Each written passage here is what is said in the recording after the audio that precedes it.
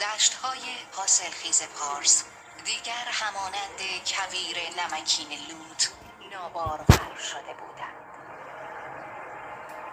چند تیر از تخت جمشید پرتاب شد. لوط هم تو پارس بود دیگه، خیلی منطقیه. توسط کوشانیان جنگجویان خونخوار شرقی مورد حمله قرار گرفته بود. کوشانیان اصلا مال اشکانیان بود. منطق بازی حاجی تاریخو جابجا کرد. به هر قیمتی که بود از سرزمینشان دفاع کردند.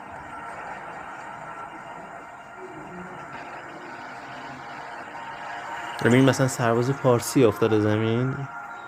اردشیر قهرمانانه مقاومت کرد ولی نیروهایش یکی پس از دیگری بر زمین افتادند. آناهیتا آخرین جنگجویانش را به زمین نبرد خواند. آناهیتا این مثلا فکر کنم این سرباز کوشانیه مثلا از قیافش. برای یوبیشکا سردار کوشانی امری قطعی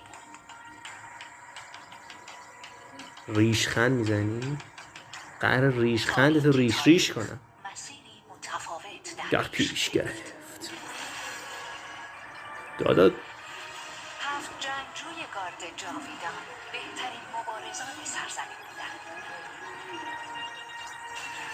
شبیه انیمه ها شد. یکی از آنها قرار بود شگفتی ساز شود.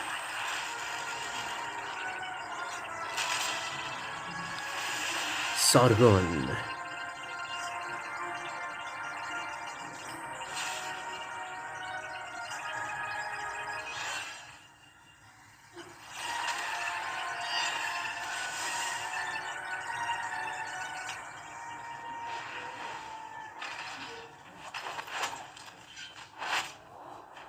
جاویدان به پیش. چشم وحرام چه؟ آناهیتا نگران من نباش، مشکلی برا پیش نمیاد.